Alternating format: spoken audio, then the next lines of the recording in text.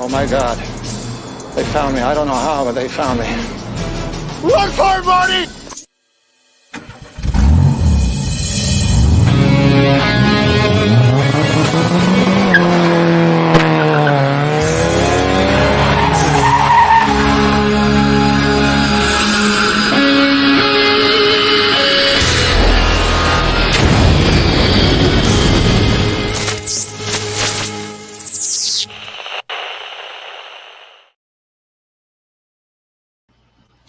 Hey YouTube, it's Fat Pastor here, and thank you for joining us tonight. As you can see, we are not in the normal location.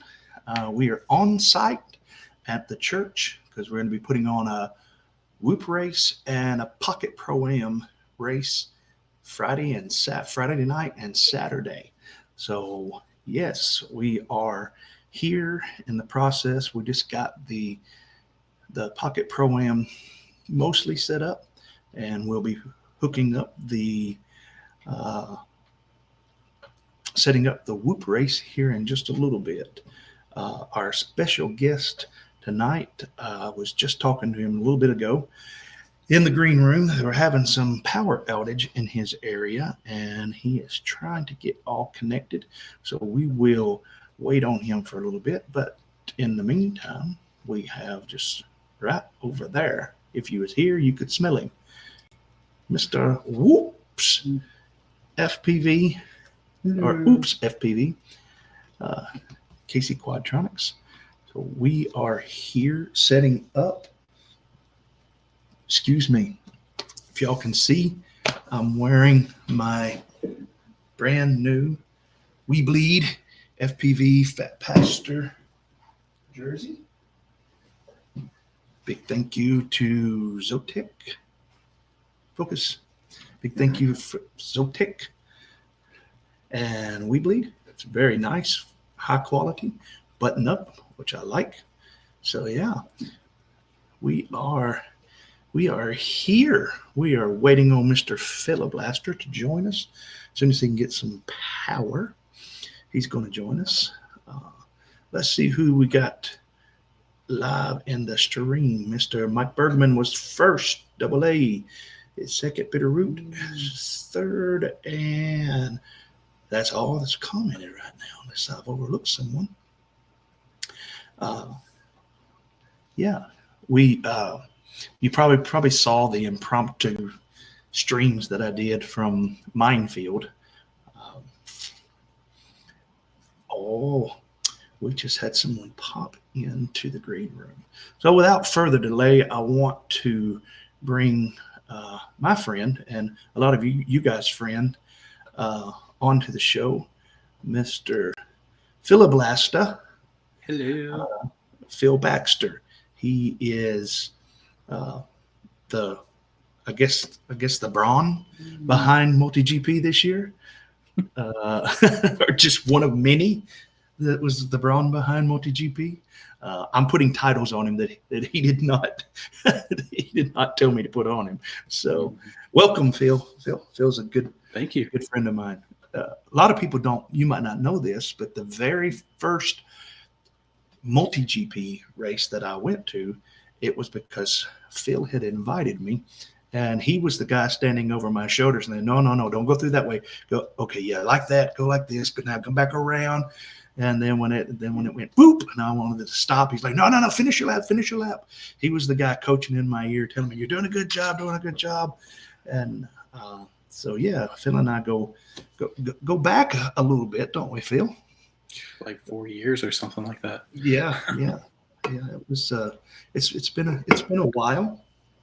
And Phil is Are you now the president of Music City Multi-Rotor now? No, I actually I kind of gave that up to Josh Grau, and we're going to be still going to be working on building it back up. So it kind of disbanded, whatever you want to call it. A lot of people got out of drone racing that were at the top, and some of the things got left behind, or somebody kept some things, and so trying to build back the chapter and getting more people into it in the Middle Tennessee area. So yeah, that but is the problem. I can't really do the whole president thing because I'm just too busy. I've got a 6-month-old that kind of takes up a lot of my time. Yeah, I understand it. That's I come to the realization this summer with you were there that Yeah. that setting up a global qualifier and all of that is a totally different thing than setting up a TinyWhoop race, and it's a little bit. It's work. Yeah, it is. And it really takes a team to do it right.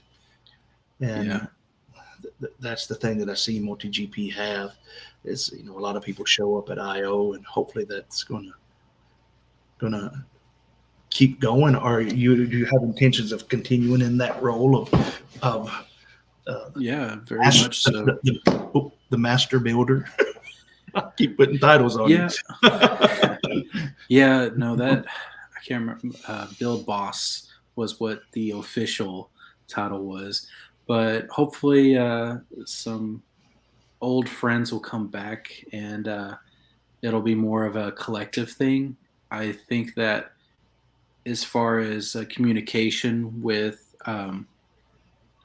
the actual paid members of MultiGP and the volunteers will still be the same. I'll still be in the volunteer role and be trying to utilize, all the volunteers, how they best can be used. Michelle Brooks is the kind of leader of the volunteer group, and she's the one who really puts people where they need to be. But then come like build day or the few days leading up to build,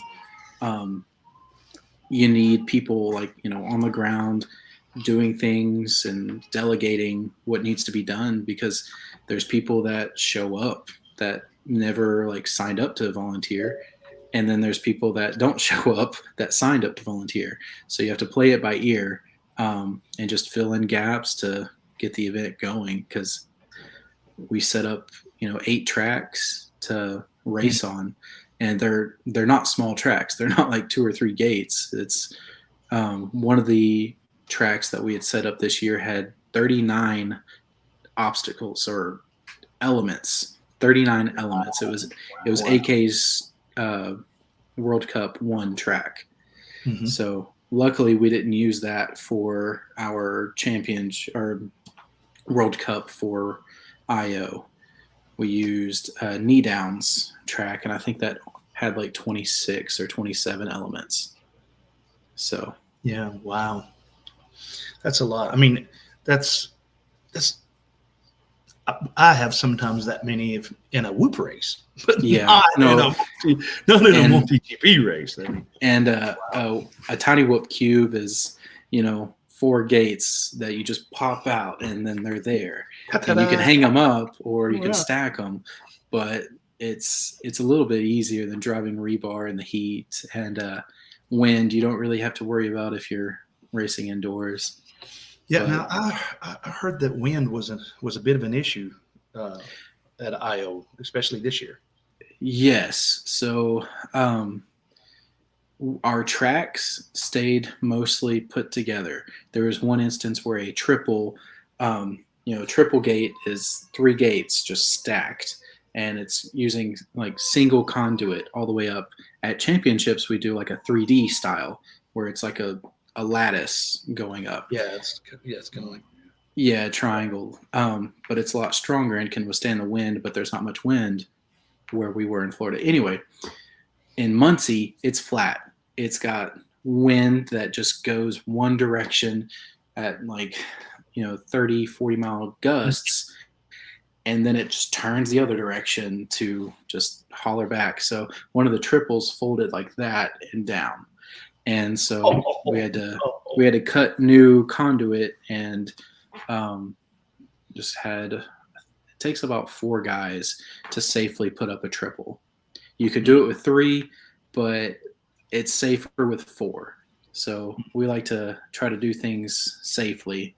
And we didn't really have any injuries except for one of our, star volunteers actually sliced his foot on some rebar that was put in the ground, and it had like a sharp burr on it. It sliced it down to the tendon.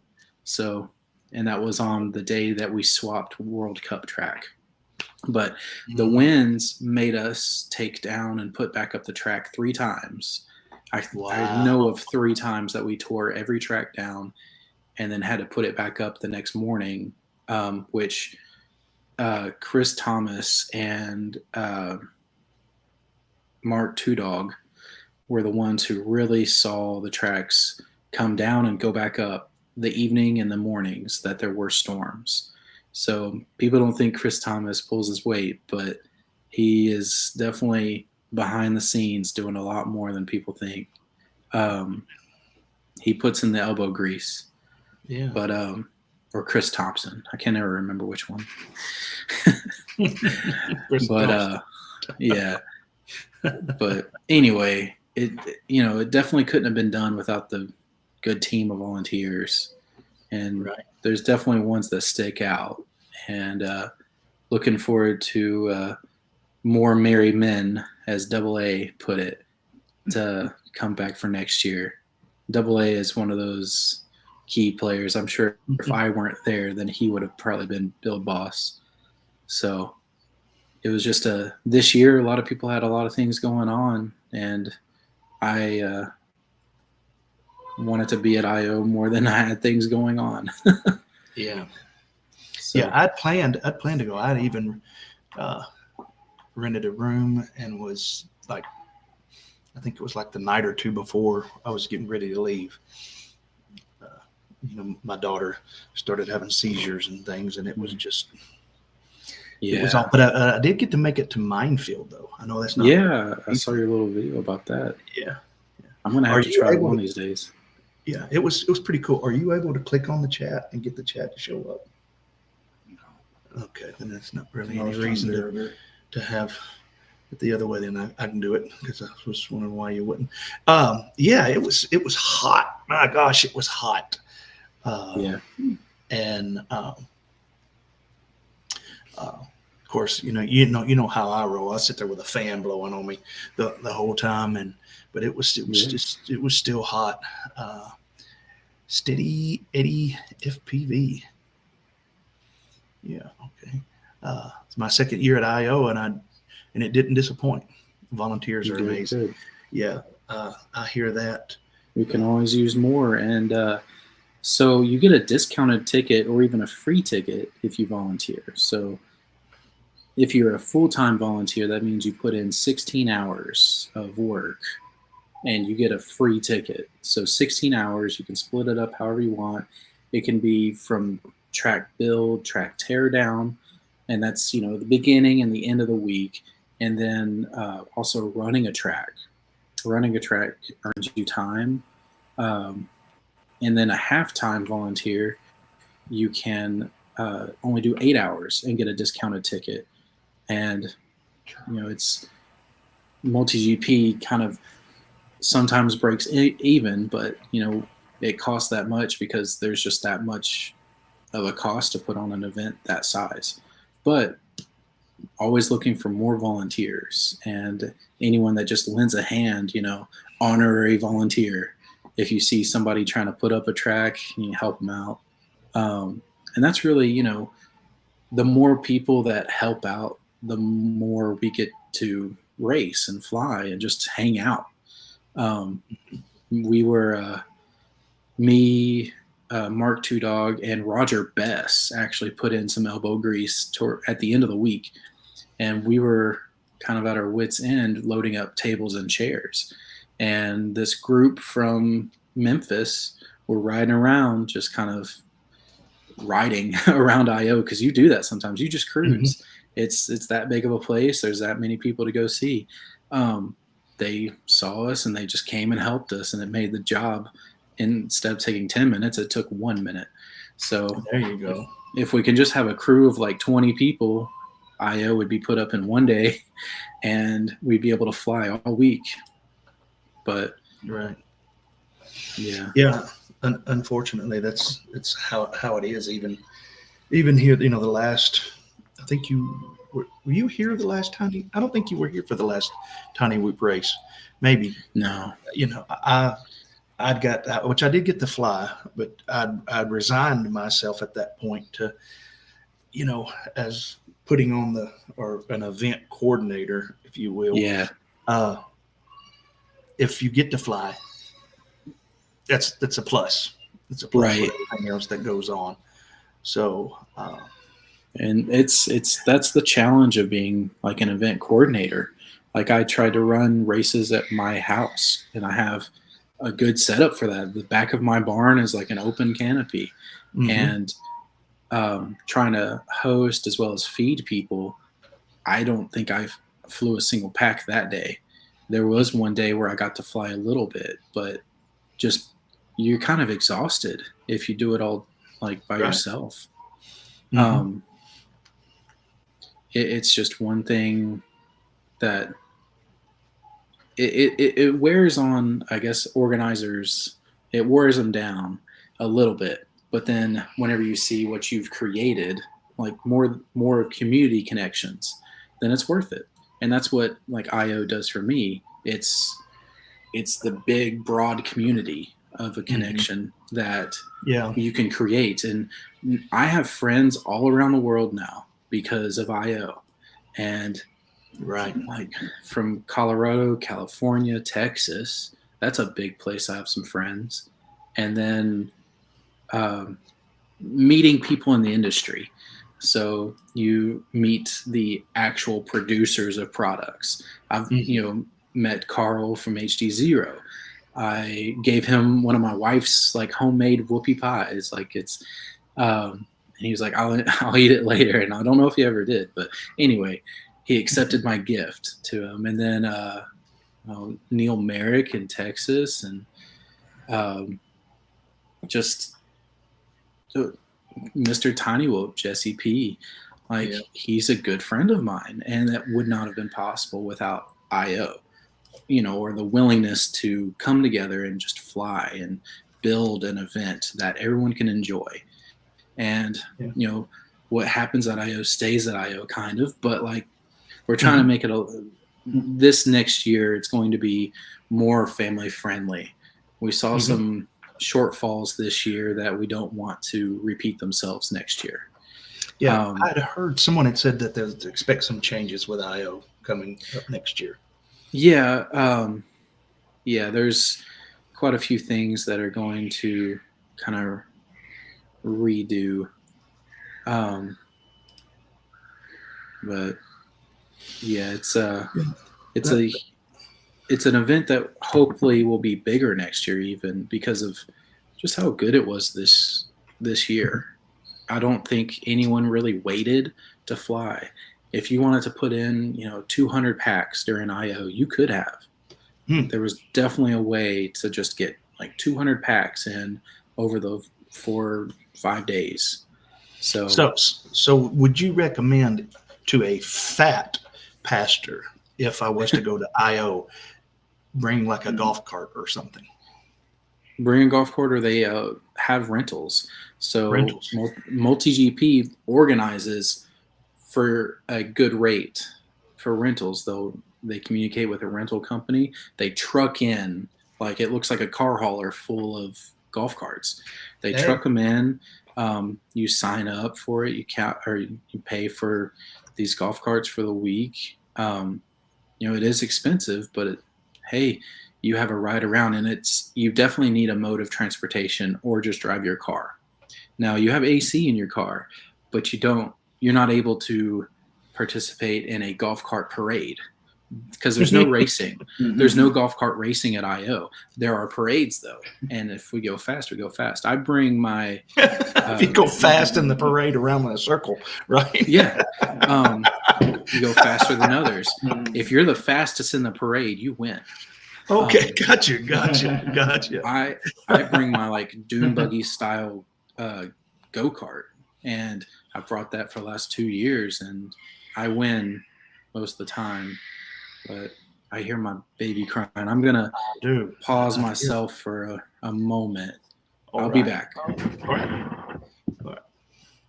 I will hide you until you come back. Phil's there back in the green room. That's Phil was talking a lot about community and all, and of course that's what I'm all about. I saw a few people here that is going to try to make it to this whoop race. Zach King, I think he's saying that he's coming. And did I see? I don't think I'm going the wrong way. There we go. Jeff. Yeah. Jeff, are you planning on trying to make it to the whoop race this weekend, tomorrow night, and Saturday? If so, we'd love to have you. It's a good time to come. And speaking of that,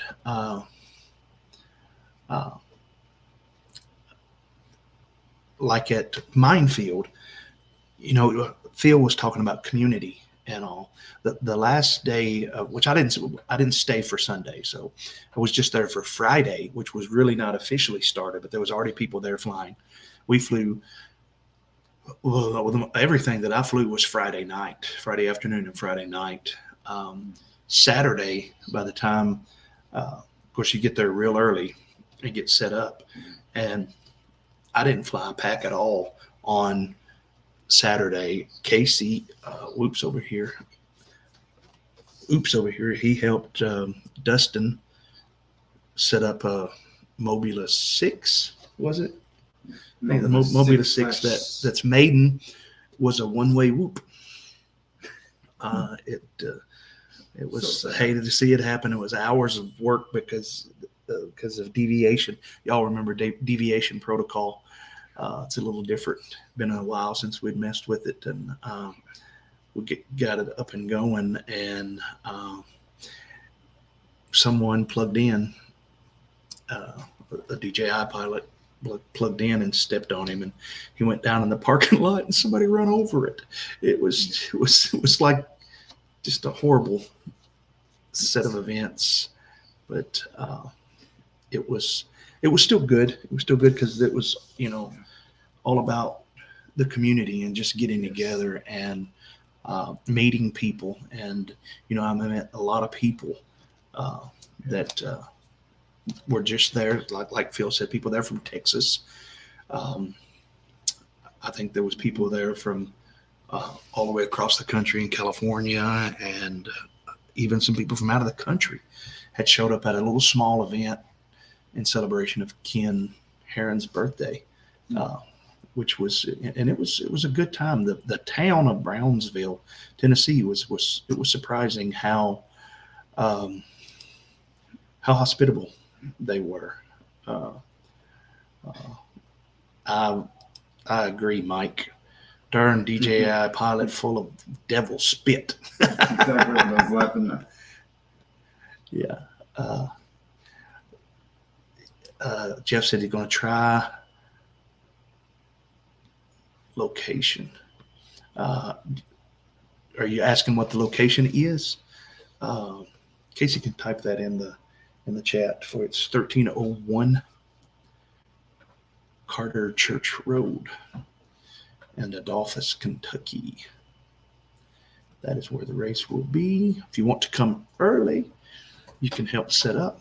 We are still in the setting up process. I'll turn my camera a little bit, show you guys. This is the HD0 Event VRX. We'll be running that. We'll have all 4 race channels here on this screen, and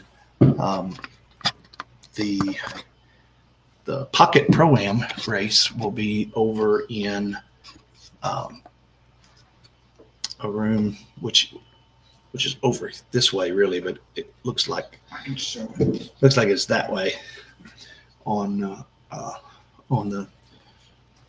Yeah, he can pull that and see if you can show them the copy of it. He's going to take his It's going to take his slap top with him, give you a little peek of the course. We got it set up a little bit. Not very big, just 3 tables, but you put little cars on there the size of Matchbox cars with FPV on it, and it suddenly gets big. So, yeah. We got that set up. So we've still got to set up the Whoop race. That will be back here behind me with timer and all of that kind of stuff.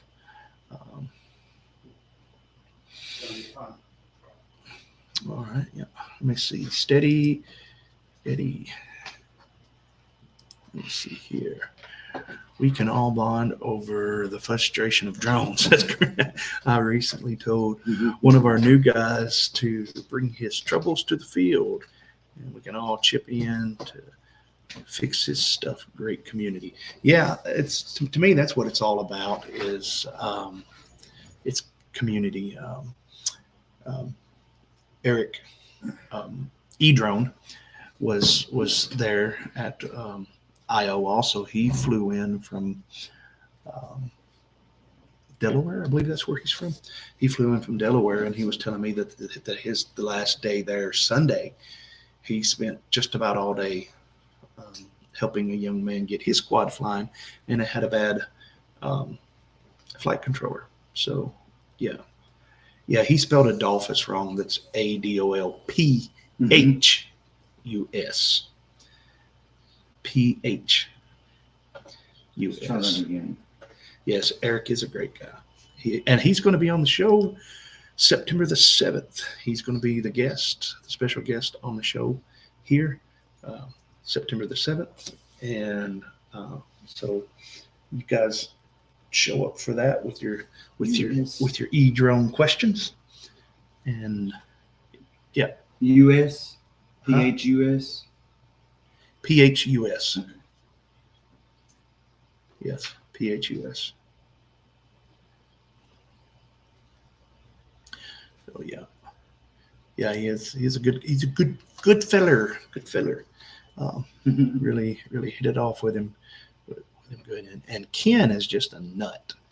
Y'all didn't need me to tell you all that, but he Ken Heron is a nut. I've flown one, had the privilege to fly with Ken a few times. And both times, excuse me for drinking there, both times my quad survived. So he had little pins there. You could pin onto your lanyard or whatever. Touting, it says, I flew with Ken Heron and my quad survived. So, yeah. Ken is a nut, that's for sure. He's broken just enough for me to like him. He's an all right guy. He's an all right guy. It was a good trip. My chair is my little latch that keeps my chair from my desk chair. This is the desk chair from my office. It's starting to break. So it's so if you see me almost fall back, it's because my chair is getting old. And I don't know why you keep going in and out of signal there, Casey. See, it's showing you being real slow. You know, maybe because you're on the same. You should try switching to 2.4. See if that helps you. We're both on the same network. It might be causing an issue. I don't know. Usually Casey's not sitting beside me. Usually he's about 2.5 hours away. So, but yeah, we're here getting ready, and we'll probably be here till, depends on how long the stream goes tonight, but I would say probably till 1 or 2 in the morning, probably. Focus camera getting set up. So it's usually how long it takes. Usually takes all day, well into the morning hours on Thursday to get things set up, and we are more behind than normal. So yeah, so if you're able to come by early, tomorrow, come on by. We're going to have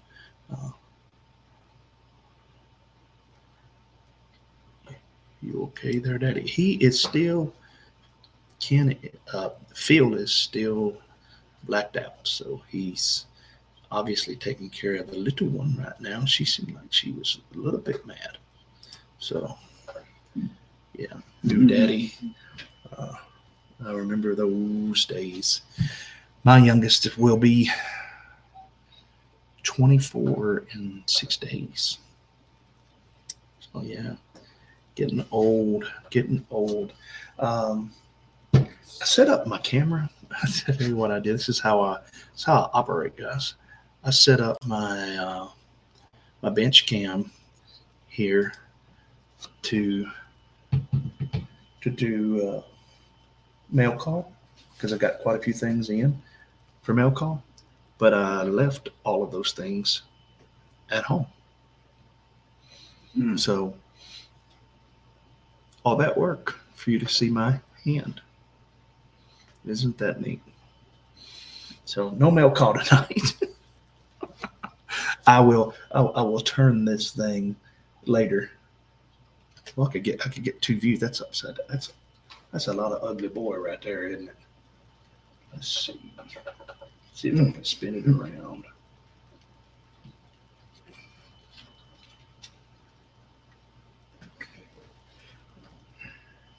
Laptop's being mean. You see Casey's head over there. Watch this. Watch this, y'all. Watch. Let me move back. Watch this. I'm gonna squish his head. What?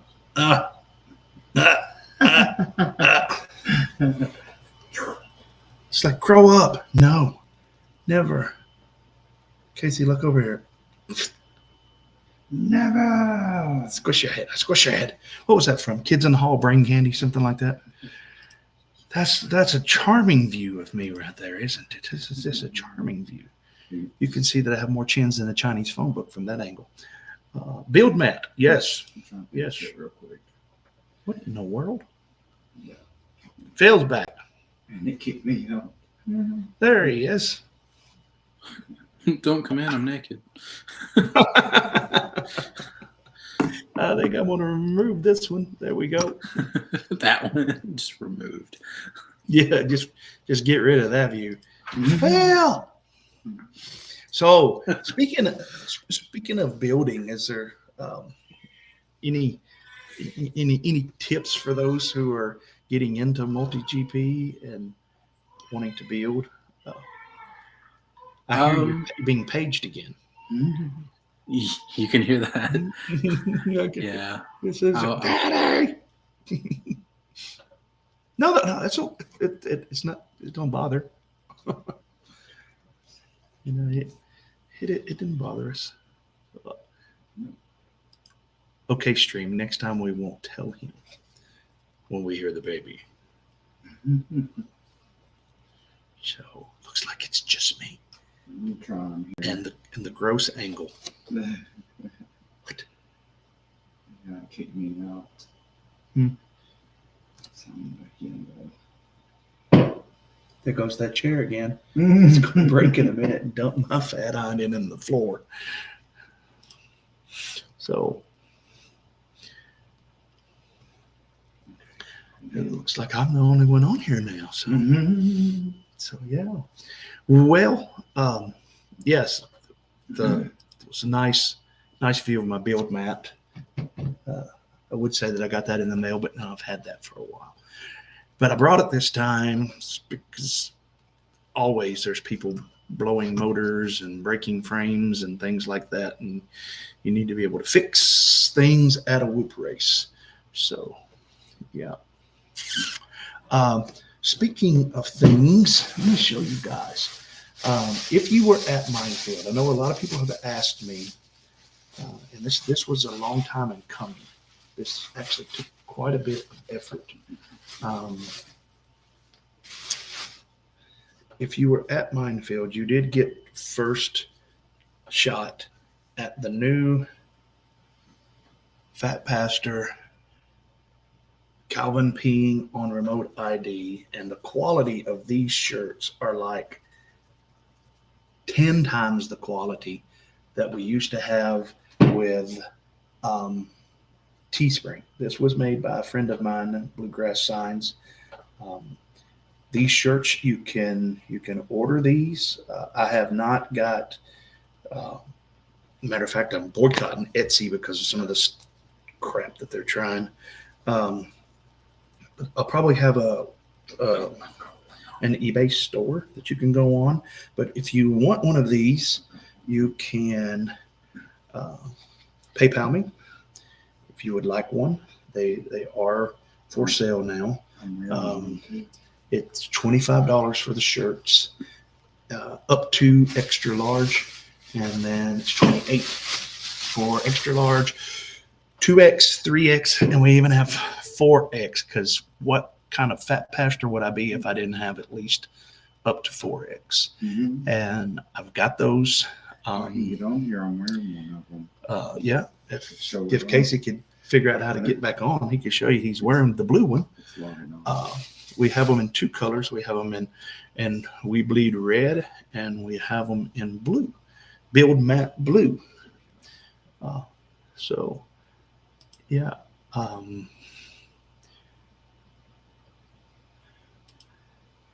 Okay. Yeah. If you're still listening, Phil, it says it's easier when you put in the bottle. She did not get her feel. Oh, like the pun there, like the pun. She wants to go live. She has important stuff to say about her daddy. I'm sure she does. She's a cutie.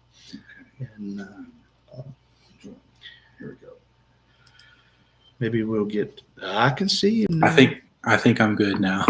I tried to have her held here, but she's teething. That's what. And that's not. We could barely hear her. She's not bothering the stream at any way. So don't let that bother y'all. I didn't mean to make it sound like we could hear her and she was stepping on. No, my brain just can't work if I'm hearing her just crying like that. I can't talk. It's like, being in love and not being able to utter words that, Oh yeah, I understand. When the little one's crying, I mean, it's like everything stops. So double A says here. Says about he's new. Yeah, he's a noob. After a while, have you seen those commercials where it's like first child mom, where she's like wiping everything down with Clorox wipes and all of this, and then it shows her as second child, and she's there and she hands it to the mechanic. Here, hold this one. So right, and so it's her job. Yeah, every dad has to start at the beginning. I had a young man. I won't mention any names. I had a young man here at church convinced that that's why God give men nipples, is so that they could. There you go, bubbly sparkle pineapple. Oh, that's good. It's pretty good. Try that. I had him convinced that's why men have nipples, is so that God intended for us to be pacifiers back before there was such thing as pacifiers. Mine's a little too hairy for that. She doesn't have teeth yet. She doesn't need the floss. Anyway. Let's get back to building. So, MultiGP building, yes. Any recommendations for somebody starting out building? So recommendations, go check out Heads Up's recent how-to video on building a gate. Mm-hmm. It's really good. It's fully encompassing of everything you really need.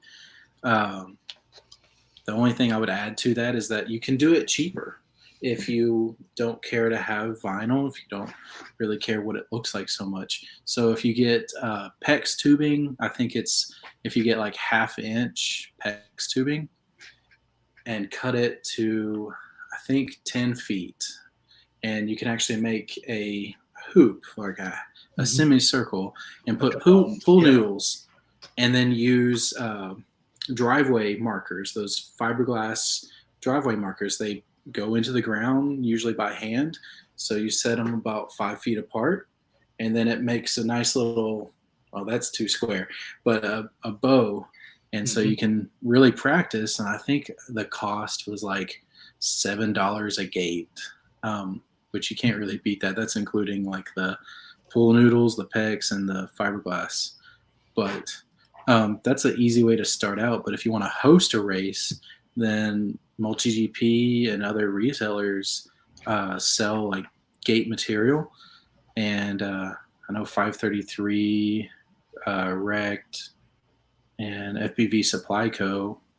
They have, gate material that's the same stuff that we use for the championships. It holds up to the weather. And if you're in a particularly windy climate, then you can actually cut a semicircle, a U. Don't try to do an N, because then it'll just flap over and stay flapped. But if it's a U, then the breeze can shoot through, and then you can withstand a lot more wind. We were able to leave the spec track up, which was the track that 533 spec and Street League were racing on into the night. We had generators with, those big stadium lights hooked up. So they were racing in the night, LEDs. It was a good show. TinyWhoop tent was practically empty compared to Street League. So I don't know if we need to like figure out a different meshing of those events, but the meshing we had was good this year. But next year when Jesse P makes it again, it's going to be hard to choose between Street League and TinyWhoop where to hang out. Right. So yeah, it was surprising to hear that the TinyWhoop tent was virtually empty compared to years past. Virtually empty compared, but there was still a good amount of people in it. It was still the place to go to after dark. So it was pretty fun, but we're going to be, running a little bit tighter of a ship, and hopefully, it'll be a little bit safer IO next year too. Okay. Now, do you still have your special hammer? Oh, I should have grabbed that. The next time I have to cut out, I'll grab it. But it's a special hammer that's orange. It's got a good amount of weight. I would say it's probably a 6 or 7 pound hammer, and it's got a steel handle that's hollow. So it's hollow all the way to the top, so you can put the rebar in and drive it down, holding the head of the hammer like a post driver.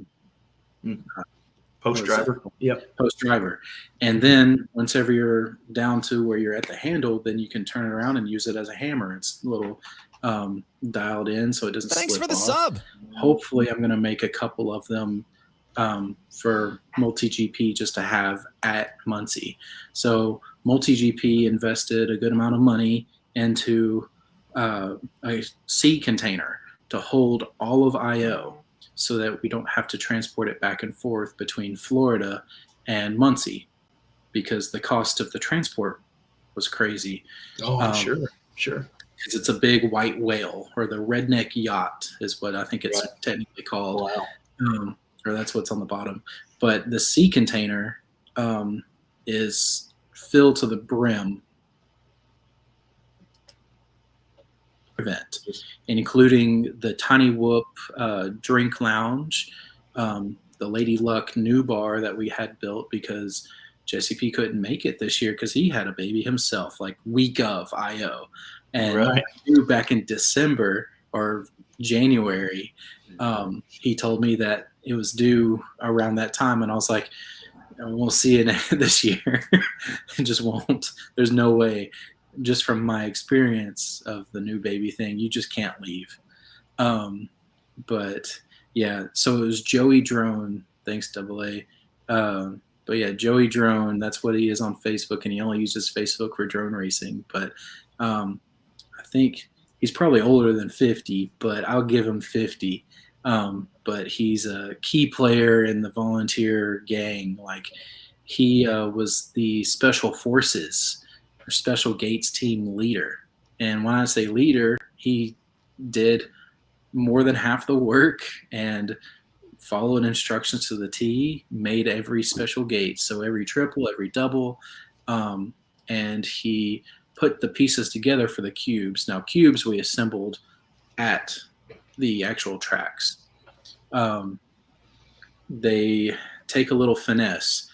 There's a constraint with sizes of the panels and the conduit. So if you don't do it correctly, you're just not going to get it put together. It's like trying to figure out one of those puzzles at Cracker Barrel. You have to do it the right way, otherwise it's not going to work well. But we were able to assemble a cube with only 3 people, and that involved putting it together on the ground like a butterfly, and then tilting it forward and back, assembling it the whole cube. And a lot of obstacles that are high require some tilting back and forth. But we found that this year the conduit was sinking into the ground. So one of Joey Drone's solutions that he brought up in the volunteer meeting was that, we need to have a little plank or something that we drill a hole into that the rebar goes in, but the conduit doesn't slide into. So it gives it a foot so it won't sink. Right. And we actually did that at Champs last year because it's all sand in Florida. And so this triple that was triangular built was actually sinking, or would sink had we not done this. But so last year I was in charge of leveling everything and having those planks level and ready to accept these big towering gates, because it's not really a level field. But anyway. Now, speaking of Champs, I was thinking about myself here at the next TinyWhoop race of limiting the amount of tickets our racers to 64. Do you think that would be a good idea? Yeah, I think it would be a great idea. So limiting the number of tickets allows you to run races in the time that you want to. So at 64 pilots, you can pretty much run 2 packs an hour. Even if we're like a little quick. So the faster pilots are to the line and the faster they're ready to go, the more packs they can get in. A lot of pilots don't understand that. Like if we're waiting on one person for 10 seconds every time, every race, that's 10 minutes by the end of the hour. Well, not like that, but still, like every little moment that we wait on somebody to change a VTX channel, to put props on, that's just more time that we don't have to race or put on the race, because the organizers don't usually get to do any flying. There's no flying if you want to be in the kind of volunteer role, at least at Champs. Now, there's plenty of flying if you want to volunteer at I.O., because you can sign up for 8 or 10 or 16 hours, or even just jump in, lend a hand. But you can still fly. There were a couple of volunteers that ran tracks only. It was Spicy and Jay. Now I can't remember his last name. Anyway, Jay Chapman. They ran their track together. So they were able to swap off who was running the race and who was flying in the race. So they got all the packs that they wanted.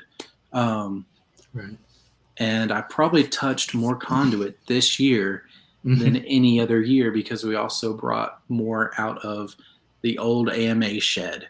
This AMA shed used to be a pig house. It literally was a pig house. So they converted it over to just a storage shed, but none of the concrete that was made to, scoop pig poop down the hill. So you have to watch out for where you're stepping. But we had to walk this, like these 1-inch conduit. And I don't know if you've ever carried just conduit, but it's dirty, especially if it's been in a barn for a decade. It's just nasty, and it's got that grit, and then your hands look like they're galvanized afterward. So I'm sure I picked up some good heavy metals doing that. But no, I don't know if I'm up to date. But anyway, you have to be. You're a nurse. I don't know. Anyway, so we've color coded all of the conduit. All of the conduit now is cut to the length that it needs to be. We should not have to cut any more next year. Next year, my hope is to be done with build in 2 days. And I don't know if that's possible. It'd probably be like 2.5. But by Tuesday afternoon, my goal is like 2 p.m. on Tuesday. That's the goal. This past year, it was 6 p.m. on Tuesday. Now we had most of the tracks set up, but the actual marker that me and Mark agreed that we hit was 10:30 a.m. on Wednesday morning, that all the tracks were up, ready to go, apart from freestyle. Now, freestyle, we took all the elements to freestyle and kind of let them kind of do whatever they wanted-ish. Big shout out to like Matt Flack and Matt King, who like got freestyle set up, because me and the other build crew, we were just kind of done. Like freestyle is not, a huge focus of MultiGP, and it's more of a place to hang out and do freestyle.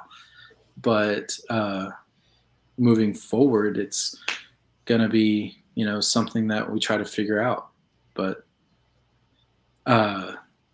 the whole build could not have been done though without Clarence Hudson and Eric Hart. They were just key builders and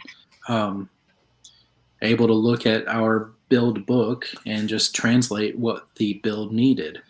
My hope next year is that I'm going to have a lot more transparency is really what I want. And for everyone to be able to look, I'm hoping to have a good poster board of all of the things that needs to be accomplished for build to happen. And then we can mark it off as we do it and just see where we're at in the whole build process.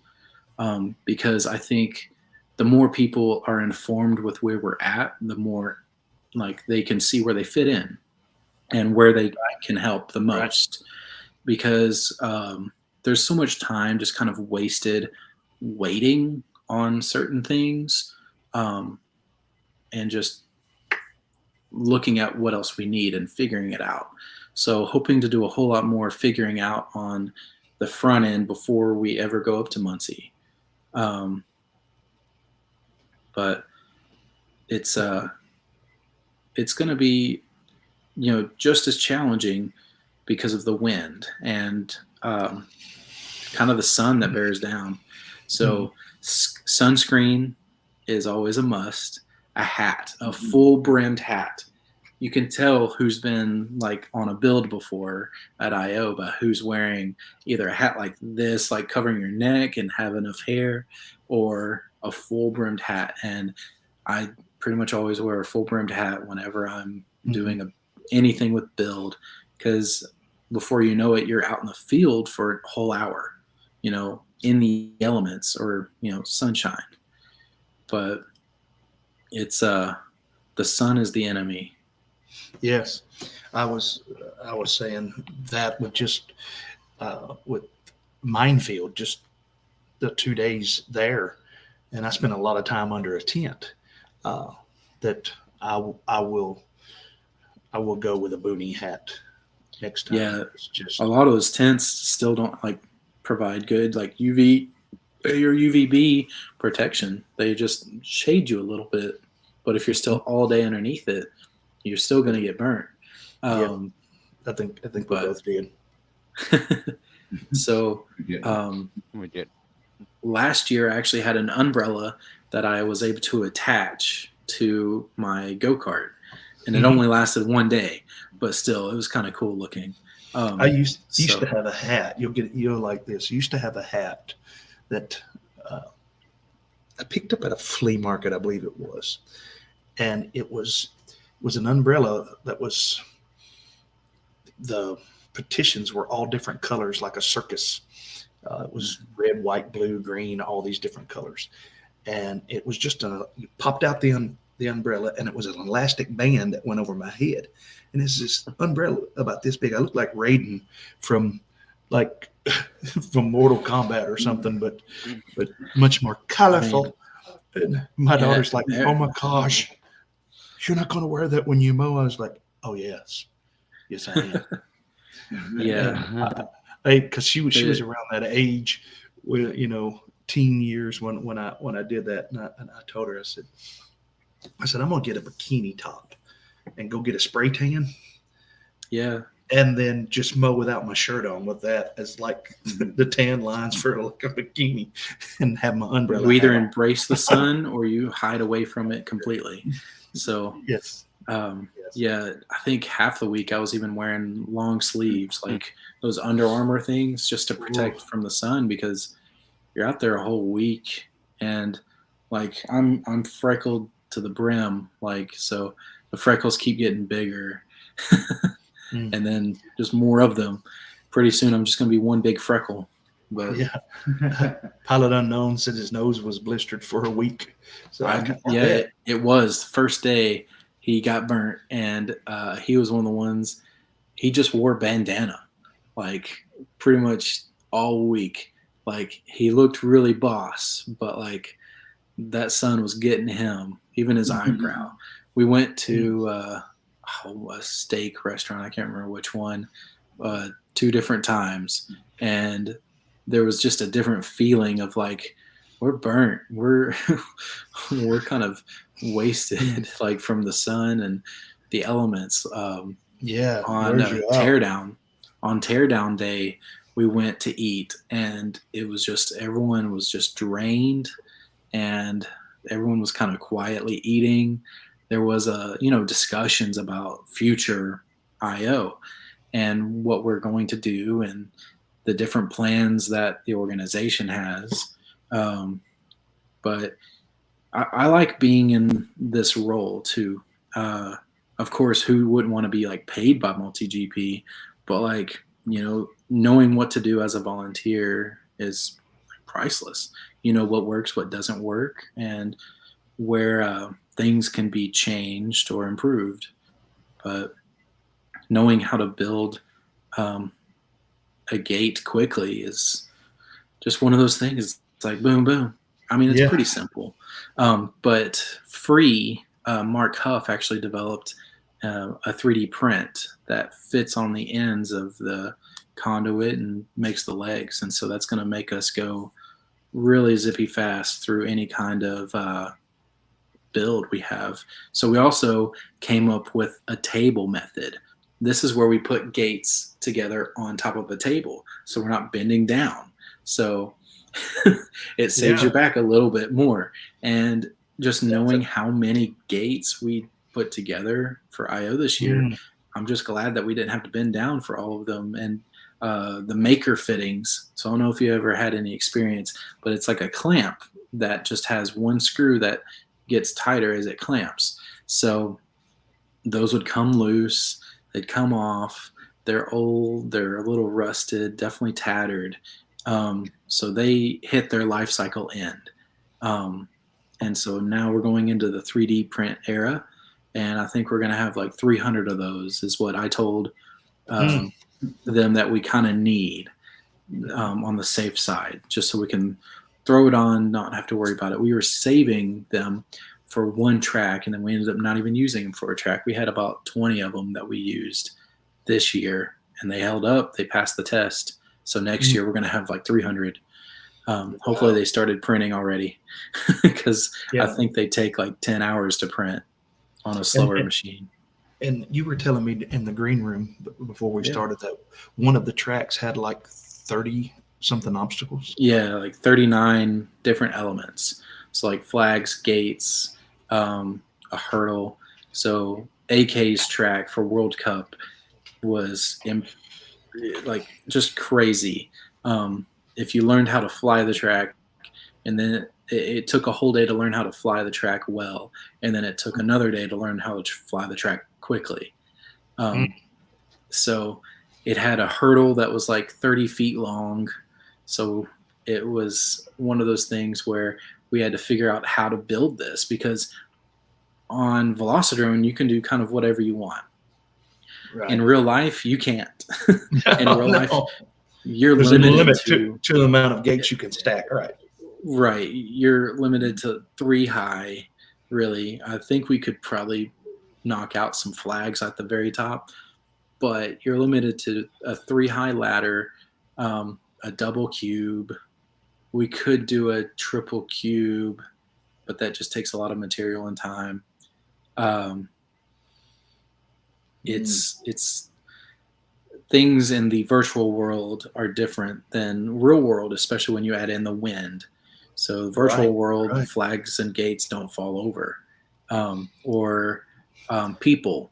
So with the track design, there's a lot of elements that take in to account safety. So like the starting blocks are a certain place, the landing zone is a certain place, the actual line of racers going through is meant so that there's never a quad barreling toward the crowd or the pilots. So trying to mitigate risk. And so far, we've only had really one instance where somebody got hit with a quad. And that was not this year, but last year. But it got him right in the goggles. And he had no injuries, and the goggles are fine. But apparently it was a hard hit. I went right over to check him out when that happened, and he was fine. Everything survived, but we want to lower the chances of that happening ever again. Yeah. So I know what a 5-inch going full speed feels like when you hit yourself with it. It's not like getting good. kicked by a mule. Yeah. Yes, but with like spinning polycarbonate and with carbon razor fiber blade that hoofs. won't bend. Yes. Yeah. With razor blade hoofs. Yes. So there's a minimum of 75 feet from the flight line to the pilot area or viewers. See my hands, 75 feet. So that means the line of the quad or the flight line shouldn't pass over that. Now, if you have a flag here, you'd rather not go around into that flight line. But it's, I don't know, guidelines, which we try to really stick to those guidelines this year. There was one track that definitely broke those AMA rules. I can't tell you which one, but it broke AMA rules, and I'm surprised that no one said anything. But it just the spatial constraints of that particular track made it to where all the guidelines couldn't be followed and it be right there. But it's challenging to try to. One of the biggest challenges is to actually put the track coordinates down, and so that the outline like rectangle for the track where the tent is going to go, and then the flight line in front of the tent. So we had to use this big 300-foot long measuring tape to do that, to get it away from the road 75 feet, away from where the tent will go, because we have tents that are rented and they're shipped in, and these tent renters will build up this humongous tent, and it's a godsend because in years past we've had to use MultiGP's tents, and we put them together. It takes at least 3 guys all day to put these tents up, and so luckily that won't be something we have to worry about really anymore. The plan is moving forward, we rent all the tents so we don't ever have to put up another one. But one hero that doesn't get enough credit is Cole, I think it's Hansen or Henson. Anyway, he's Lucky is his pilot handle. He is the creme de la creme of surveyors. So he brings his surveying equipment that's like $80,000 survey equipment. He brings it all the way up from Texas and is able to plot every course within inches, like I'm talking 2 inches of Right. where it needs to be. That gate is right there. So Wow. he is able to do the whole IO in one day. I think he does it in like a day and a half, just because, I mean, Wow. as builders, we don't have the tracks built yet either. So he doesn't really have to hurry himself. This next year, though, the plan is to have stake drivers that are going to be right alongside him. So we're not wasting time trying to figure out where we need to put the rebar versus where we need to put like earth anchors. And if anyone's ever driven in an earth anchor, it's one of the toughest things you ever do. It's it's a big long spike with like a little eye on the top and a swirly bit at the very bottom that's a screw, and you screw it into the ground, and it sounds easy, but Something you've got to you have experience. I've done it. Yes. you have to push down on the pin as you're spinning. So a lot of people will literally sit on the pin and do a little twirly bit and get dizzy. But Joey Drone is one of those guys that can just drive it in. This guy is built like a Mack truck, a skinny Mack truck, but he like runs like 5 miles every morning. I think he's actually 60 something years old. Really? Wow. Yeah, he's got grandkids and he runs circles literally around IO. But he's my hero. Like, I want a shirt with his likeness on it, and it just says "my hero." I'm going to make that now. That's my goal. I'm going to make it's going to be a limited run of like 5. It's going to be given to people. But anyway, hit me up. I know a guy that can make you some T-shirts pretty cheap. All right, good ones. Good ones. All right. But anyway, I get so sidetracked. I'm terrible at stories, but you're doing great, man. So this IO is could not that have I've not happened. ever heard of from IO. This is stuff I've never heard about. So yeah, it's stuff that behind the scenes that just people blow air into my sails, but I wouldn't have a boat without all these other people helping. Like so I quantitated like my own efforts into how much sooner IO was built. So if I removed myself from the equation, I think IO could have been finished on Thursday morning. Now, because I was there, it was finished on Wednesday morning. Now, if like AA had been there, we don't know when it would have been finished. But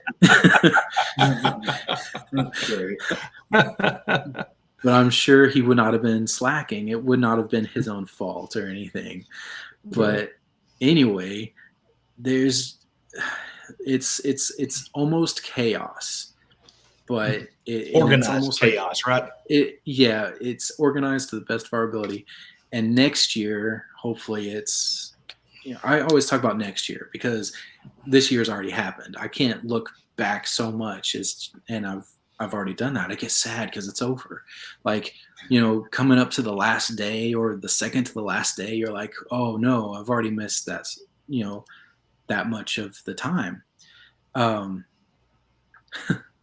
But anyway, I'm looking forward to AA coming back next year. And then Marcus Coyle, he just had a baby too. So they actually both showed up on Saturday, and I tried to put them to work, and they were like, nah. But anyway, next year is going to be fun. So hopefully, I'm going to try to be there next year, but I don't know about the volunteering stuff. I would help. I can help some. I'm not against that. I mean, God knows you've helped me a lot, but no one's going to make anyone do anything. That's what we will not do. We're not going to make somebody do anything. Now, if they're a volunteer, like part-time, and they've already put their hours in, but I need a little help carrying a gate, I'm going to ask you, hey, man, can you help me carry this gate over there? Because I can't do it by myself, and, like, somebody's just right there. So, like, Greg, I think it's Greg Kamen is his name. Every day, he'd be right there when I needed him just to carry a gate. And so, but he had already put his hours in, so I wasn't going to like force him to do anything. He put his hours in early in the week and was done. He got a half price ticket for not a whole lot of work because we didn't have a lot of stuff to do. I have to say, even with whoop racing, that's always the worst part of a race. It's the tear down. Yeah, and it's a little sad, but Yeah, you're trying to do it the best you can for next year also. You don't want to set yourself up for failure next year or spend more time organizing. So our plan moving forward is going to be building elements at the shipping container. We'll have all the elements built at the shipping container. We did that this year. Next year is going to be even more organized for the entire event instead of each track individually. That's one one stepping stone we're going to be making is not focusing on one track. We're going to be focusing on the event and then divvying out the elements of the track once we have everything kind of built. And that way transport. So there's a whole team. Think about what it takes to build a house. Like, you have the different A-frame built at a factory that's still shipped to build the house, but different elements have to come together at the track. And so we're going to be building pretty much IO at the shipping container and then setting it up obviously at the tracks. And then whenever we tear down, we're always going to be tearing down at the track. So that way elements like conduit, gate material can be loaded on the trailer and then put right into the shipping container instead of having to tear it all down and transport it as a built element. Transporting built elements take way more time than transporting conduit and material. But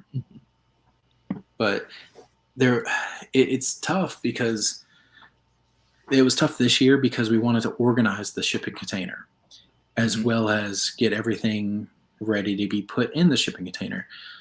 So Chris Thomas literally had everything out of the shipping container, every single thing out of it, so that everything could be put back in a specific place, utilizing as much room as we could and putting up conduit in specific areas. Like, so every color has its own little shelf, and every color that we spray painted has a dimension to it. So like a 10-foot conduit is usually blue.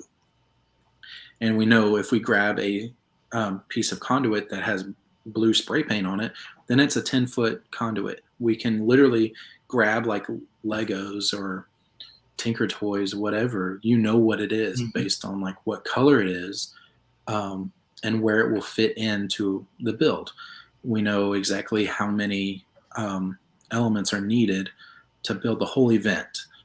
So we know where we need to buy more, or we should never have to buy any more conduit unless a storm just completely wrecks it, which I would not recommend conduit as much as PVC, though, if you were building at home, because conduit is made to bend because it's electrical conduit. It's not rigid.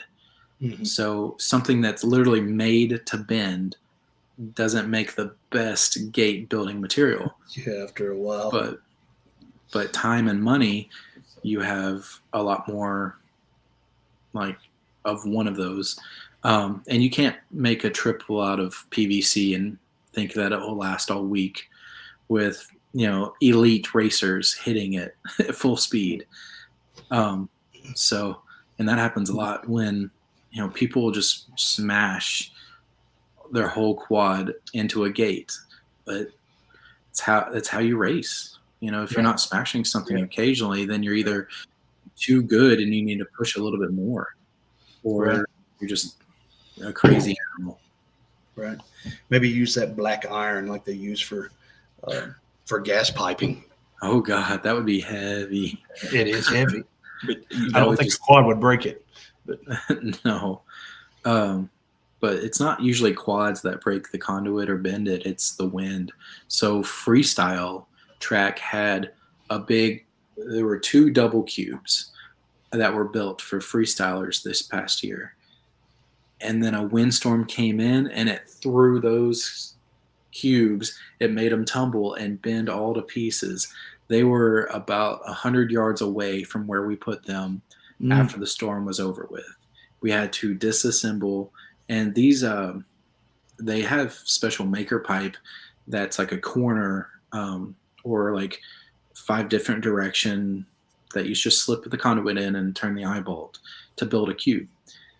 Well, those special made brackets were fine, but the conduit was literally bent at the bracket, so it was a tough time hammering it out of those brackets. And then we have a special conduit rebender, and that's a Stark. He's a powerhouse of his own. I can't remember his first name. I just call him Stark. But he's the guy that looks like a Abraham Lincoln pimp when he runs a track. So he's got to picture that Abraham Lincoln. Well, he's got a Florida brimmed hat with a feather popped, and he's got the full beard like that. I don't know if he's got no, he shaves his mustache. So maybe an Amish pimp, I guess. So he's like an Amish pimp, yeah. Yeah, he's an Amish pimp.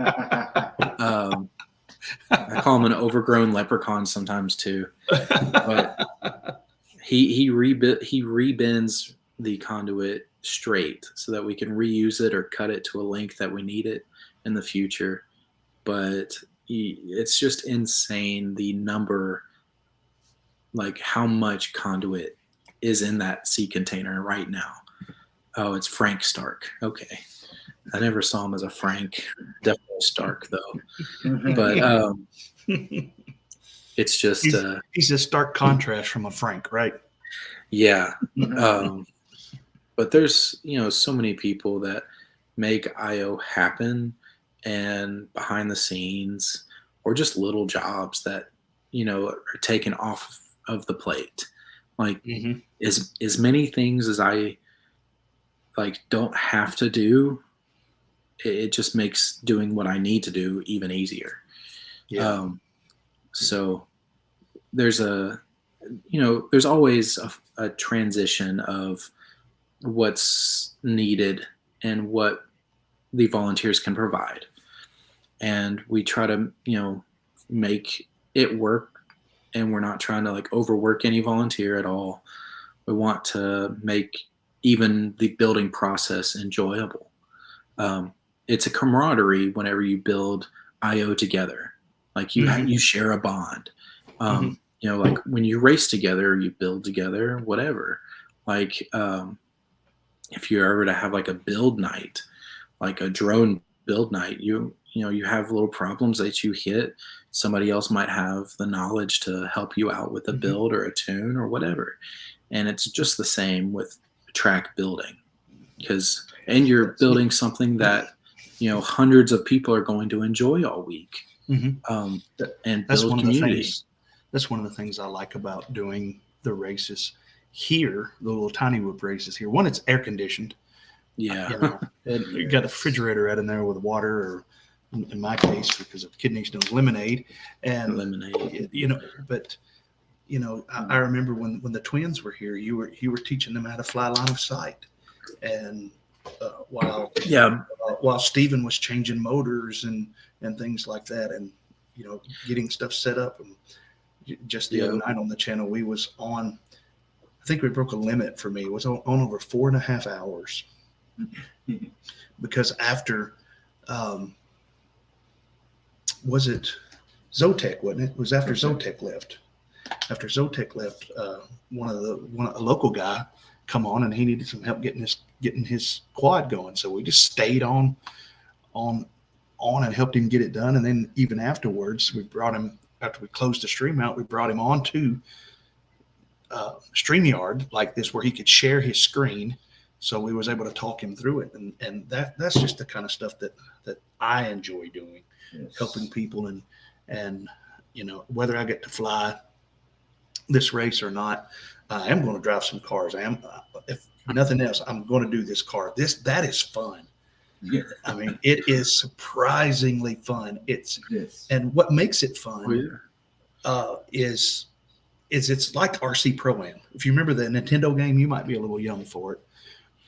RC Pro-Am.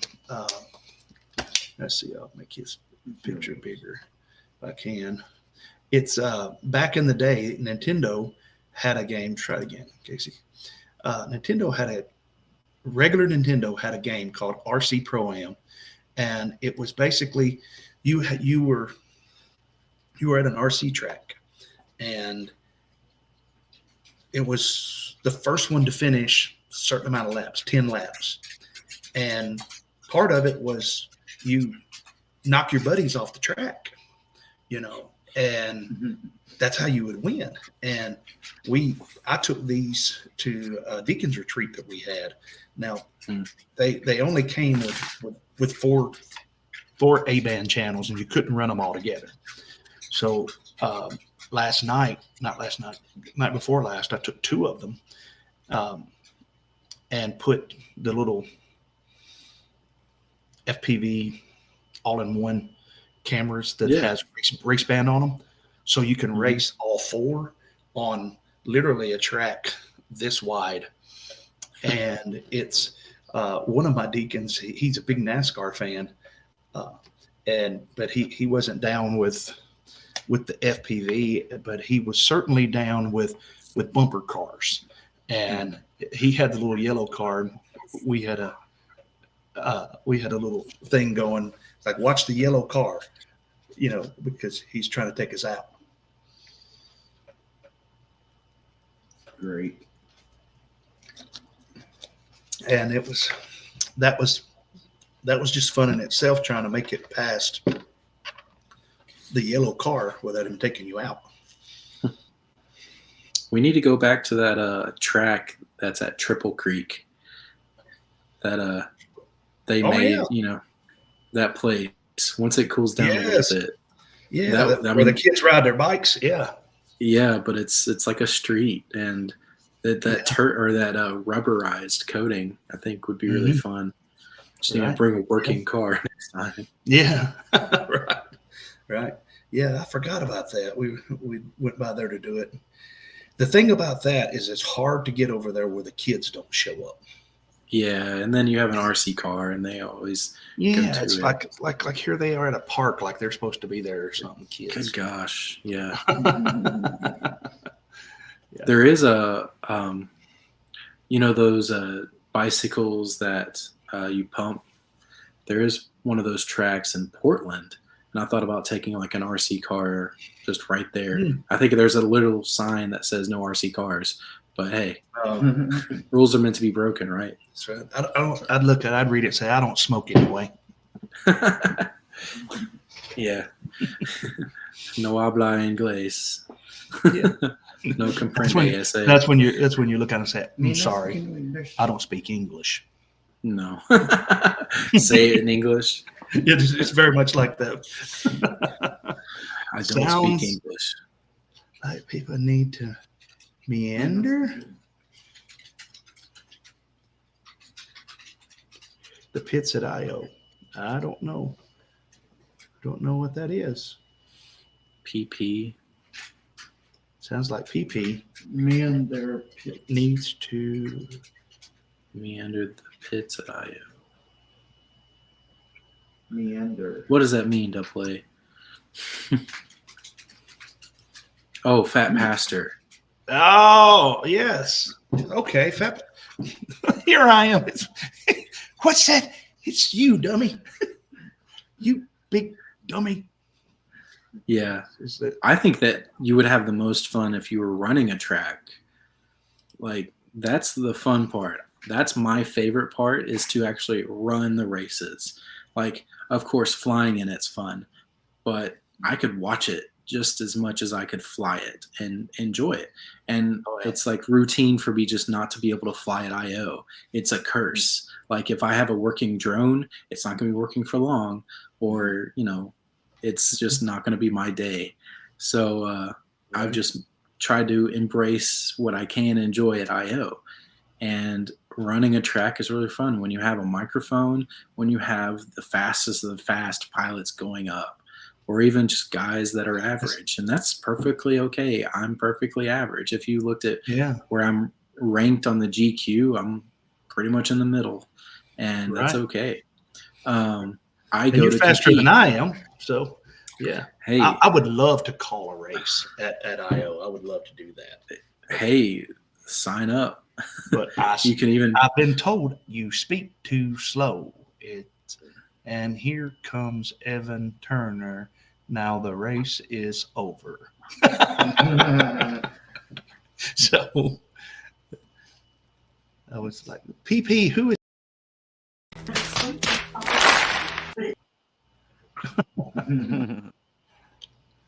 Yeah.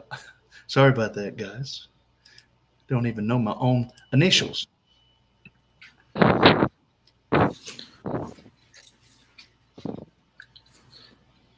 Are you there? We got you back. Who? You. Oh, yeah. I muted myself.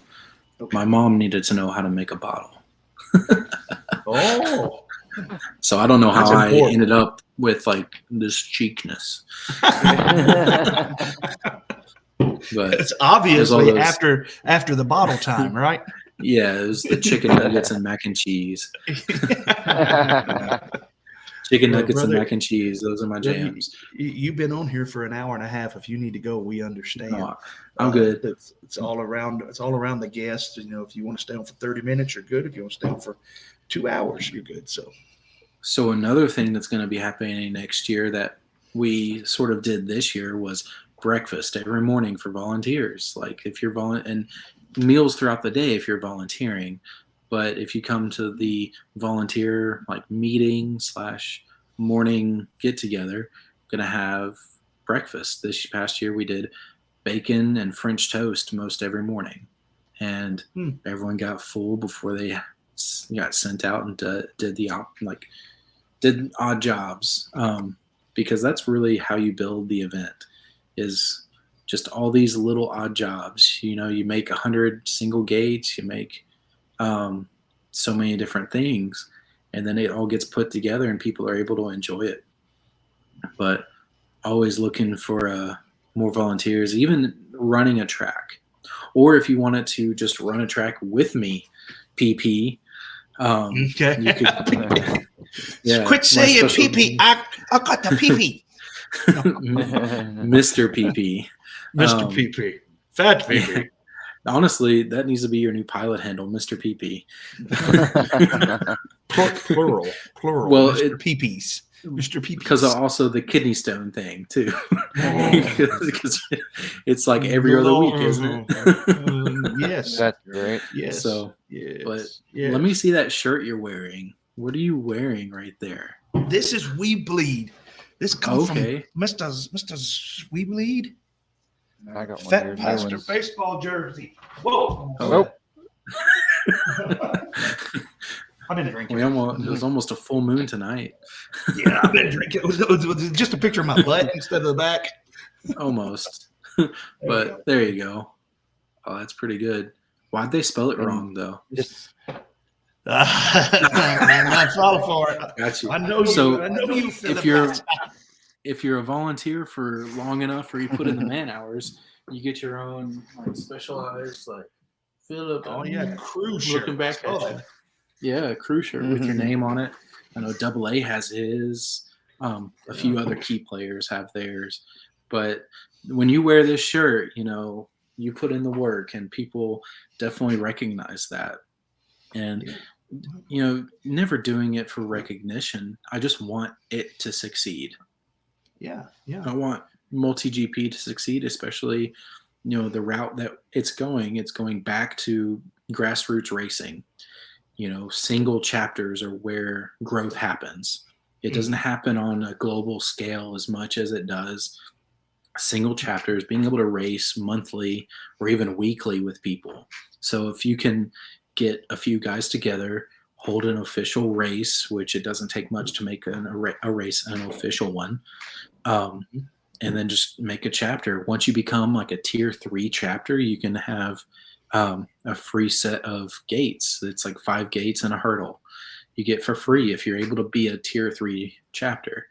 And I just recently went up to a race in Louisville, Kentucky, that was put on by, what is it, Bluegrass Racing Drones. This is. Yeah, He was going to come down for the IO that we were trying to do.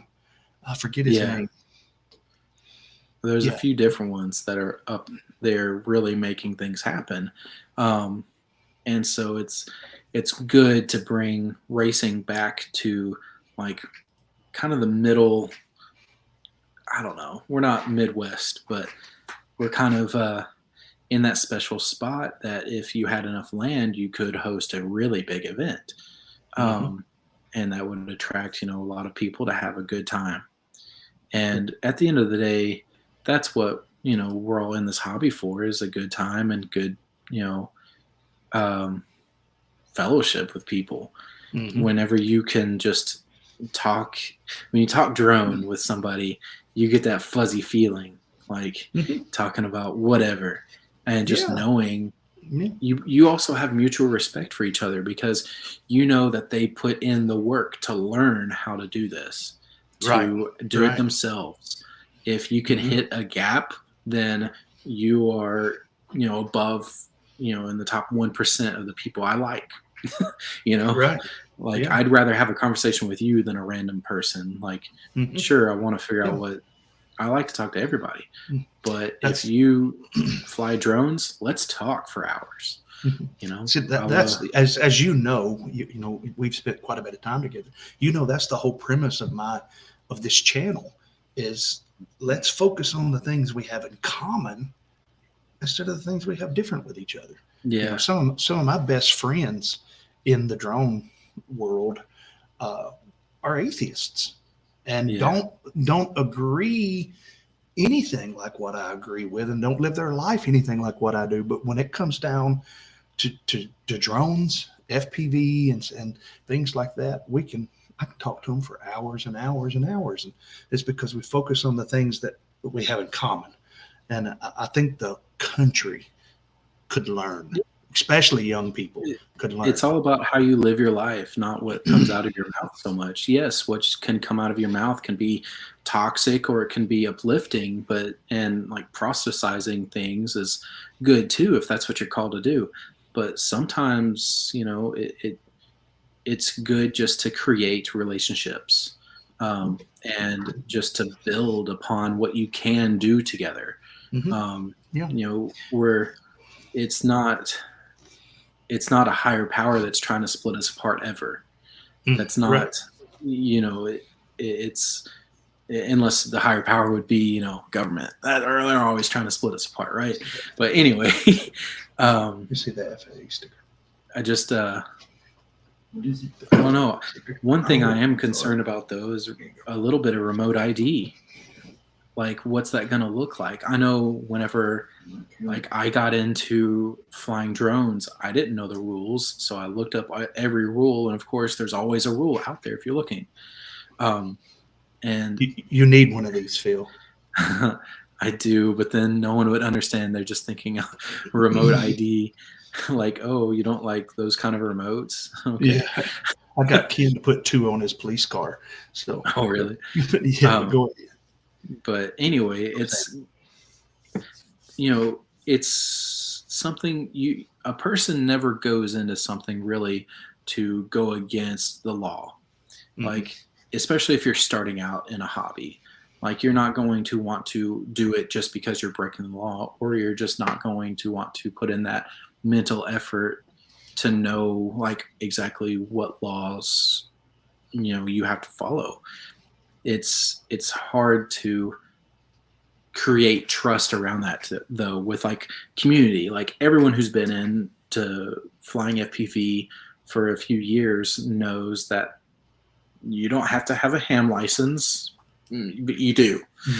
And I think it's going to be a lot like that, because I don't know, the FCC seems like it might be bigger than the FAA, but the FAA seems to be more strict.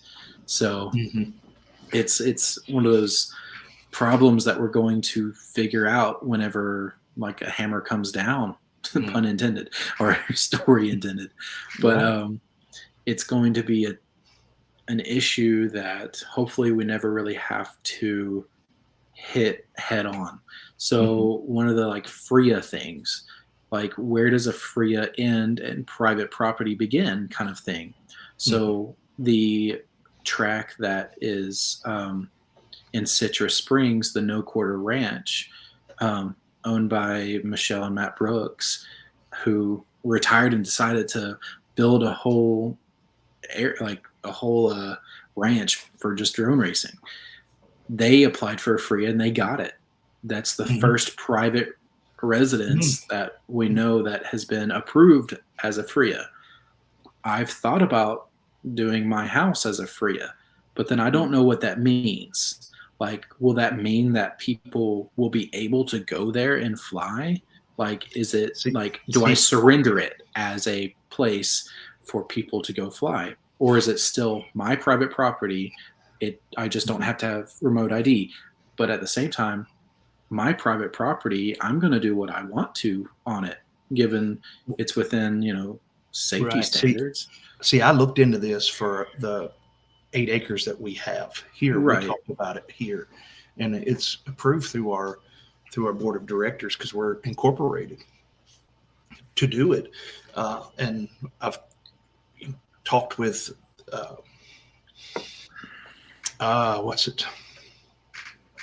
Flight Test.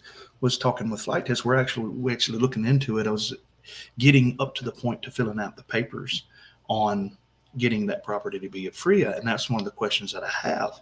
And right now, it's still private property. Yeah. But you could. One of the things that is unclear, from my understanding, is that once you go through this process of becoming a FRIA, the AMA is more than likely going to expect you to, at least at certain times, have this open to the general public to come through, because they're going to restrict other people in your area. Like around this ranch, if someone else applies within a certain amount of miles from that ranch, they're not going to be accepted right now. And then if they find out that let's say you, being as close to our church as you are, which is not really close, but it's closer than the FAA wants. If you was to do that on private property, and the FAA was like, "Well, you're not opening it to the public," then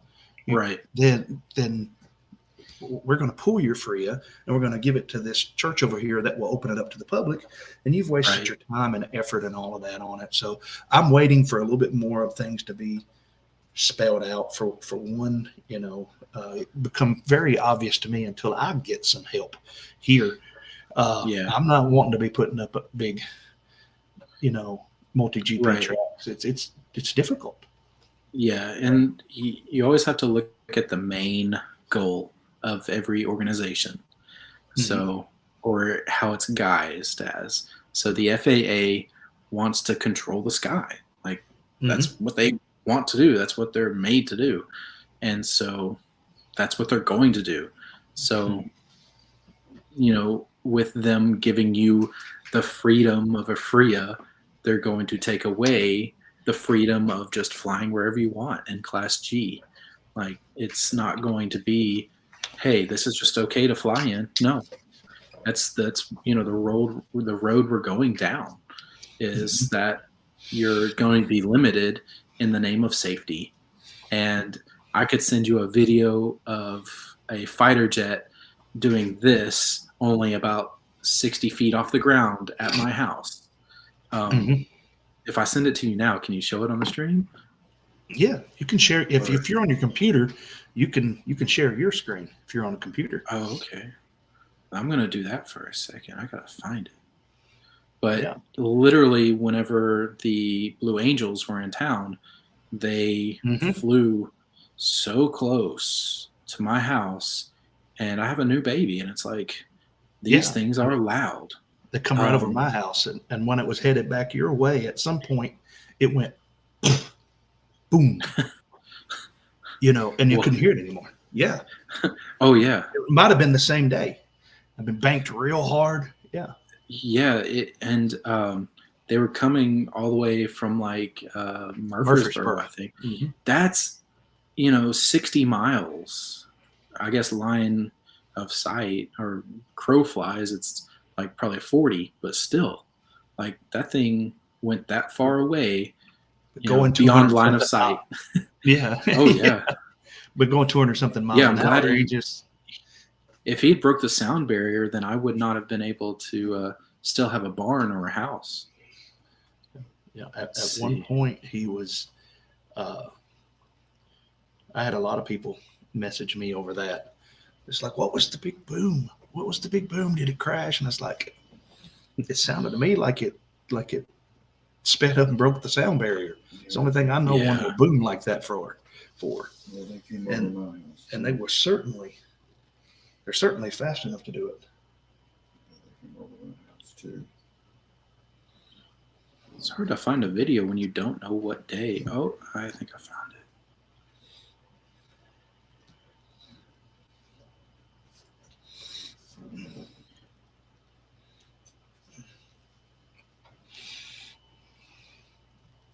Oh. Okay, it might have been more than 60 feet, but not that much more. Let's see. Airing it to my computer.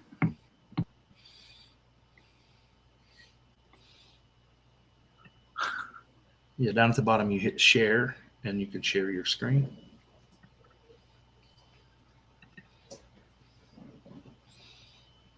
Are you getting old and need glasses, okay. Phil? I see you squinting. Oh, I've always needed to squint. Yeah, no hard time seeing too. Okay. I had Chrome like. Yeah, I'm getting old. Using technology is fun. I still have some quads that are on like 357. Oh, me too. And they fly good.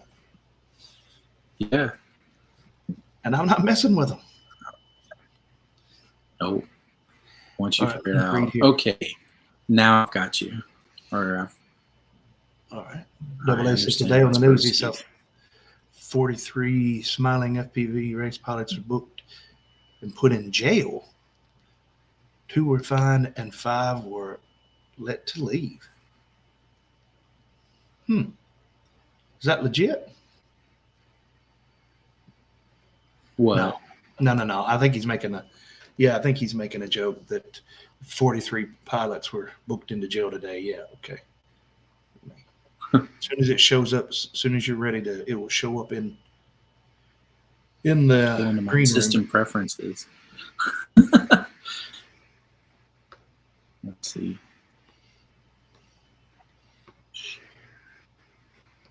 Oh my gosh.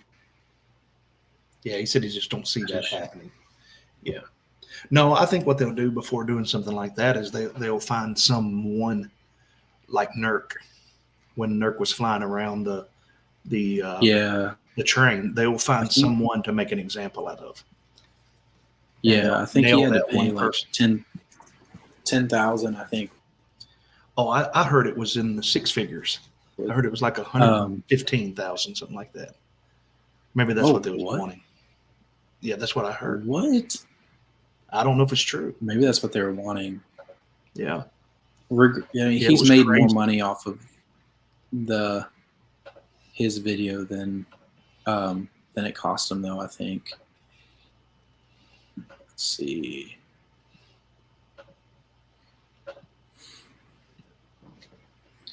I have to allow access. Yeah. Technology. But it's just through the browser. Yeah. That's the thing about it being browser based. Okay. Oh, I have to unlock my goodness.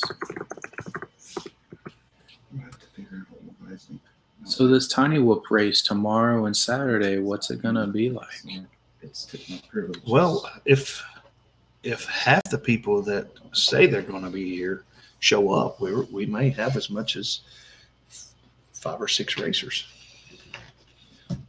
And cool. So, all right, let's see if that worked. said I won't be able to share until I close the window. But I think that... Are you Okay, on a Mac or are you on a PC?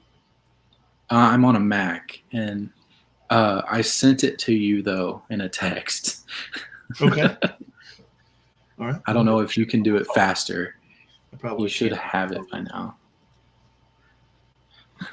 Your image is clearer than mine. And my neighbor shared it to me because I couldn't get my phone out quick enough. But did you get it? I think so. Let me see. Let me see here. I'm gonna try this. Okay, let's see. Oh, are you able to? Yeah. I don't know if that's visible. Hang on. If I was on my Mac Mini, I could just share it with Bluetooth. You can't do that.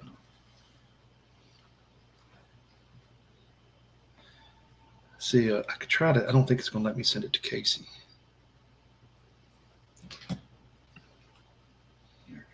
I mean, it's a clear picture of this fighter jet breaking the law over my house.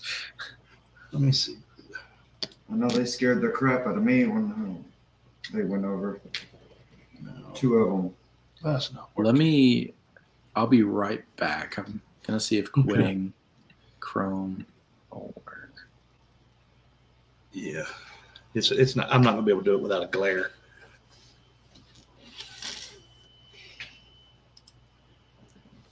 Yeah, see, I've got it here, but turn that off. Send it to your email real quick. Hang on. Pull it up on your computer.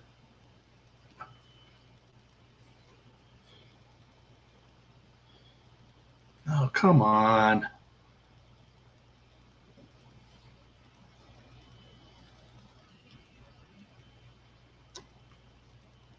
It's in a little bit. Yeah, that's.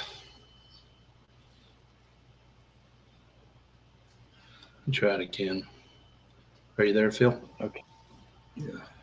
I don't know if it's. Let's see. That's visible there, but it's still try. Oh, come on. Oh, can you see mine now? I think it went through. I gotta stop this. All right. Oh, I shared gotcha. it. I think it'll. Gotcha. Okay. So I'm gonna adjust the volume. I don't know. It's a little loud.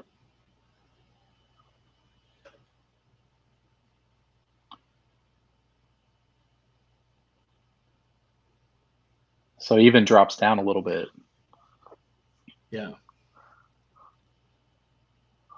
But That is way below the ceiling. yeah. So like there's my RV, there's my tree line. He's about double the trees, maybe right about here. He drops down more. So he's probably about what, 200 feet maybe? Yeah, maybe 200. I've definitely been higher than that with my drone. Right. All right. So Double A said, so you bringing the wife and the baby girl to IO next year, Phil? I don't think so. The wife is supportive but not interested in FPV. Right.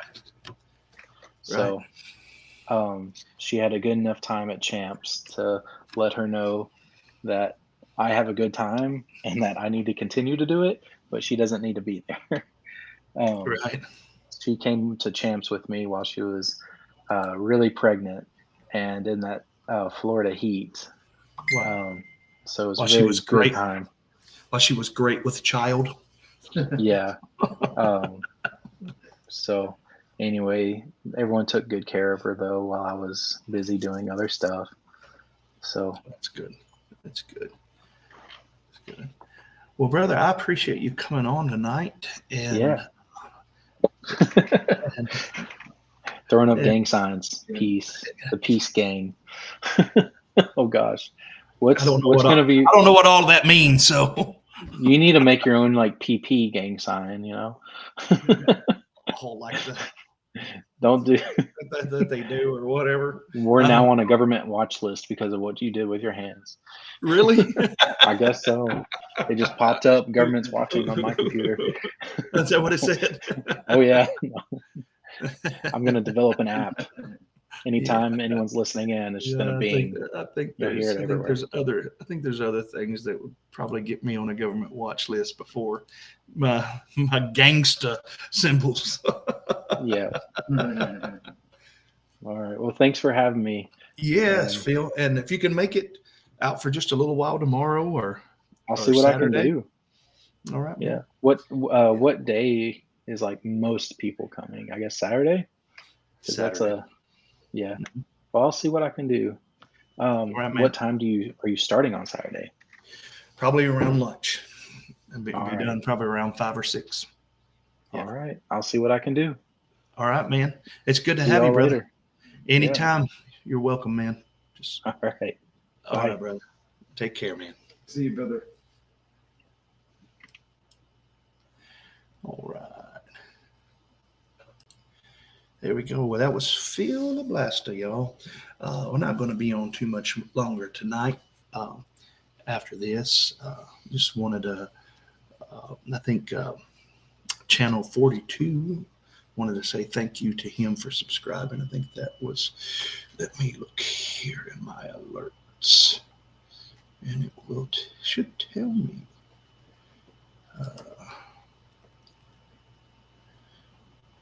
It should. Doesn't mean that it will.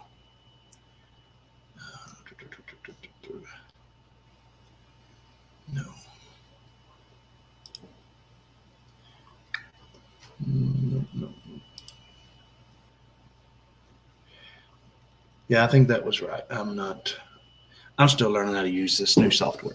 But yeah, I want to thank everybody for coming out tonight and showing up. Phil is a good friend of mine. He's a great dude. If you don't know him in person, you need to go to IO, spend some time with him if you can. And from my understanding, if you're going to get to spend some time with Phil at IO, you're probably going to have to do it volunteering. So yeah, it's a good way. And let me say this, not just about IO, because there's been quite a few new people to the hobby recently that's coming to my channel here. We're helping out a few people. Let me say this, the best way to get involved is just to show up. This race, it's not going to cost you anything. It's free. Now, some chapters and all will charge a landing fee, but that's what the selling of the shirts and the stickers and the things like that help me to be able to do, is to put on these races. And you don't have to be able to fly through a gate. We've had many people show up at a TinyWhoop race and not know how to fly well, I've had people show up and not know how to fly at all, and we teach them. And I'm hearing kind of an echo, but anyway, don't let that stop you. Come on out. You can see what's going on. It's a good place to get help getting your drone fixed or repaired or tuned, or if it's not flying good or whatever. So the best way to go further in the hobby is to get connected with the right people. We've all been there. I've been there. Casey's been there. Phil's been there. AA that you see here that's running, they're at IO running races with Phil and everything. Also, we've all been at the place where we needed someone to help us. So come on out.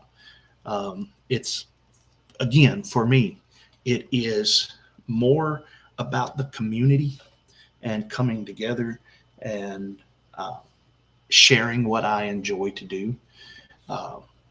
than it is about me getting packs in and me racing and all of that kind of stuff. So if you're in the area, if you're in the Portland, Westmoreland, Gallatin, Bowling Green, Lafayette, Scottsville, Nashville area, come on out. It's free. We would love to have you. You're welcome. It's cool, air conditioned, and reason why we're not going to go 3 hours tonight is because we still got to put together a course. So, and as y'all can see, Casey's already about to go to sleep. He's done dozed off like twice. Look at it. So if I don't keep him moving, he will fall completely to sleep talking to you. So I'm not going to be I'm not going to be long. I want to thank everybody. Thank you, Casey, for showing up tonight, and jump over to Casey's channel, throw him some likes and some subs and all of that. Go on and watch those very impromptu, unedited, unscripted minefield live streams on my channel. And hopefully, if I can quit going to FPV events and hosting races, I will be able to finish up the Mobula 8 review. So that is still in the editing process. So I want to thank you, Casey. It appears to be frozen. Is that better? No, I don't know. At least it's on my end. It appears to be frozen. Tell them bye, Casey. Bye, Casey. All right. Well, guys, I'm going to get off here. Thank you, Double A. And we're gonna wrap it up for tonight, and hope to see you here someday, if not today. And whatever you're doing out there in the FPV world, keep flying, and remember to rise up and meet me in the air.